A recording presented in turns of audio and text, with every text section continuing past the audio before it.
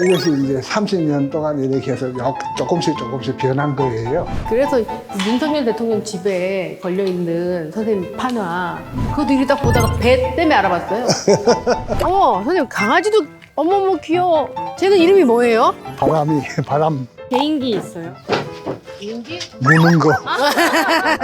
근데 선생님 현대미술 관상하시는 분들이 저거 나도 그리겠다 이렇게도 하거든요.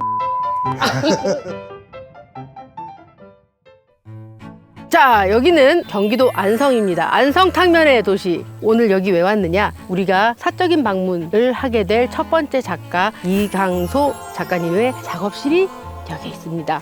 이강소 작가는 1943년생, 올해로 이제 80이 되신 유명한 원로 작가 중에 한 분이신데요. 최근에 우리 드라마 눈물의 여왕에서 회장실에 딱 걸려있는 작품으로도 제가 잠깐 얘기한 적이 있었던 그 작품의 주인공입니다. 거기서는 우리가 페인팅, 회화 작품으로 만났지만 사실 이강소 작가는 한국 실험미술의 거의 선구자격인 작가여서 작년에 미국 구겐하임 미술관에서 한국의 실험미술 작가들만을 모은 대규모 기획전이 열렸었는데 그중 가장 중요한 작가 중 한 분으로 소개되기도 했습니다. 실제로는 나체 퍼포먼스도 하셨던 되게 실험적이고 전위적인 그런 작가신데 도대체 왜 이렇게 어려운 작업을 하셨는지 물어볼 겸 오늘 작업실로 가보겠습니다.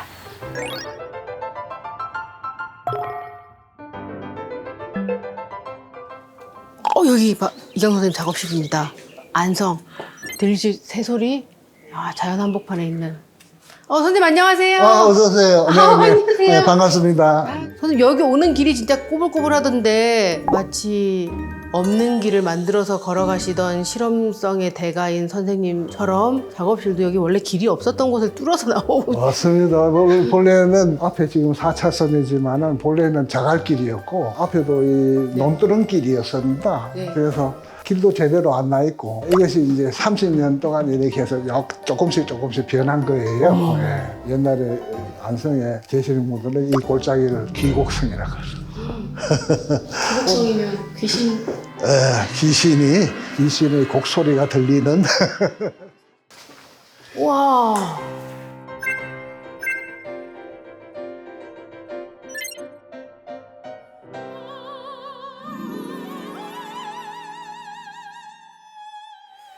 여기 있으면 한눈에 선생님 작업들 거의 다는 아니지만 근작들은 작품 출품할 예정의 작품이나 금방 들어온 작품 그런 걸 이렇게 일단 두었다가 또 출품하고 그런 겁니다. 선생님의 대표적인 페인팅과 세라믹 작업들.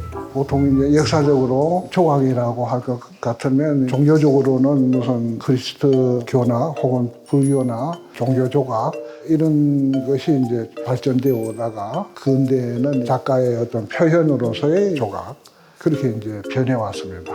인간 중심적인 그런 사고에서 그 틀에서 조금씩 벗어나서 세계와 공존하는 유기적으로 연결되어 있는 그런 식의 어떤 조각이나 회화가 가능하지 않을까. 그래서 동아시아 회화에서 긴 서예의 붓을 사용할 때 털이 아주 깁니다. 그것은 그 털이 인체의 움직임, 이것이 아주 민감하게 작용을 하죠. 그러니까 인체가 땅을 딛고 그다음 신체가 있고 그다음에 종이에 쓰여지는 붓하고 이런 것이 그 세계하고의 관계죠. 그 관계를 유지하면서 작업이 이루어지는 거. 그리고 이 조각도 그런 식으로 가능하지 않을까. 의도적으로 만드는 것이 아니라 만들어지는 거. 던져서. 그러니까 주변하고 인체하고 이 물체하고 일체가 돼서 이루어지는 어떤 조각의 세계. 저는 그런 것을 바라고 만들어 본 것입니다. 손으로 이게 빚고 하는 거는 계속 의도를 담아서 형태를 만들고 이러는 건데 선생님은 이런 조각 작업을 하실 때 던진다라고 얘기를 하시거든요. 던진다는 거는 내 손에서 떠나서 나의 의도를 벗어나서 그것 자체가 뭔가를 만들게 하려고 이렇게 자유를 주시는 거네요. 저쪽 왼쪽 저 작업은 1991년도 뉴욕의 PS1에서 만든 작업이고요. 배의 그 이미지를 제가 이렇게 사용하게 된 것은 남쪽 해안의 삼천포라는 지역의 그 바닷가에서 배의 그 모습을 보고 저 모습이 우리 인생과 어떻게 일맥상통하는 어떤 이미지가 있지 않나. 그런 강렬한 느낌을 느낀 적이 있어요. 그래서 배를 그린다기보다도 배 저런 걸 봄으로 해서 저런 이미지가 우리 인생하고 어떻게 비유해서 상당히 좀 문학적입니다만은 그런 생각을 해봤어요. 이 그림은 재작년에 스코틀랜드 여행을 갈 기회가 있었습니다. 스코틀랜드는 비가 아주 자주 와서 하루에 뭐 5번, 6번씩 비 오고 무지개도 막 쌍무지개 자주 보이고 그런 이미지가 있어서 한번 그런 이미지로 생각을 하면서 붓질을 해본 거예요. 그래서 저 배가 곳곳에서 보일 겁니다. 그래서 윤석열 대통령 집에 걸려있는 선생님 판화, 그것도 이리 딱 보다가 배 때문에 알아봤어요. 배가 있길래.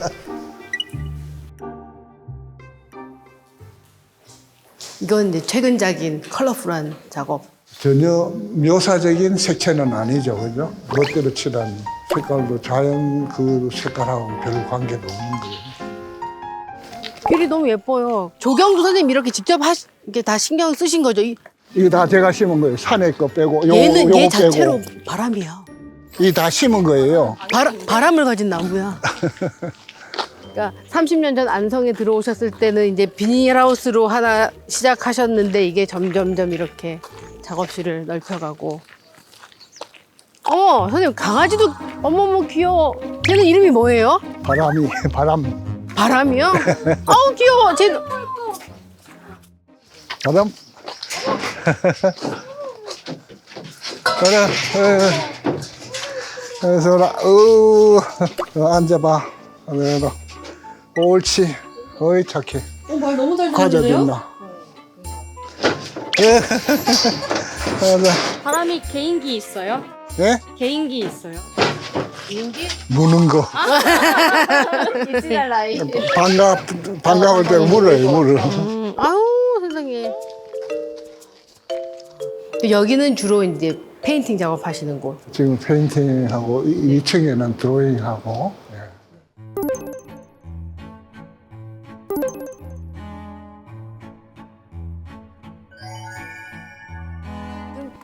이 공간에서는 주로 이제 회화 작업을 하시고. 회화를 네. 합니다. 최근작에서는 이렇게 색깔이 더 다양해졌잖아요, 선생님. 너무나 매번 작업마다 실패율이 너무나 많기 때문에 실패율도 있으세요? 예, 그러니까 이게 서툰 생각하고 뭐 이렇게 하면 분명히 실패하게 마련이에요. 아무렇게나 이렇게 하다 보면 어이쿠야 좋을 때도 있는데 그것이 또 며칠 지나면 또 그게 아니에요. 그러니까 실패를 거듭거듭 하는 그 작업입니다, 대작업은. 그래서 제 작업량이 비교적 많은데 실패를 많이 했기 때문에 실패를 조금 더 줄이고자 시도를 해보고 최근의 작업이에요. 색채가 가능하지 않을까 해서 지금 색채를 쓰는 그것도 지금 계속 시도를 해보고 있습니다. 예. 저는 오리 그림에 대해서 여쭤볼 겁니다. 오리. 사실은 뭘 그린 그림이냐를 따지는 건 되게 근대적인 생각인 거고 사실 현대미술에서는 그런 개념이 아니어야 된다는 게 선생님의 철학이신데 많은 사람들이 이제 선생님을 오리화가라고도 부르잖아요. 방금 말씀하신 그런 오리 작업 그것도 이제 어떤 계기가 있어야지 뭐 그냥 불쑥 나온 것은 아닙니다. 저희 가족은 서울에 있을 때 가끔씩 이제 공원에 산보를 자주 갔습니다. 그래서 거기 가서 놀고 동물원에 가서 놀고 연못가에서 이제 산보도 하고 그랬는데 연못에 얼음이 은 연못 가운데 웅덩이에서 오리들이 그냥 굉장히 그냥 햇빛을 받으면서 뭐 생동하는 그런 모습을 볼 수 있었어요. 그래서 저러한 생동하는 어떤 것을 회화로 가능하지 할 수 없을까. 그렇다고 해서 그것을 묘사하는 것은 근대적인 방법이에요. 오리를 그렸다기보다는 생동감을 그리기 위해서 오리를 등장시켰어요. 그렇죠. 그리고 그 사슴도 그렇고 저 오리 비슷한 거나 꼭 오리는 아니에요. 네. 그죠? 오리 비슷한 거나 저 붓자중기 보는 사람이 볼 때마다 저게 구름일까? 뭘까? 뭐 이런 식으로 저 밑에 허연 것은 호수일까? 뭘까? 볼 때마다 자기의 경험을 이렇게 들춰오게 마련이에요. 그러니까 작가가 의도하는 대로 무슨 풍경을 주입하는 게 아니라 작가도 볼 때마다 상상이 그때그때 순간순간 달라지고 관객도 볼 때마다 자기 경험에 따라서 그게 그림이 달라지는 거. 저는 그런 그림을 원해요. 예. 근데 선생님 현대미술 관상하시는 분들이 저거 나도 그리겠다 이렇게도 하거든요. 얼마든지. 그런 반응도 환영하십니다. 네. 이런 거 사이즈는 한 300호라고 하죠. 뭐. 1000호 넘습니다.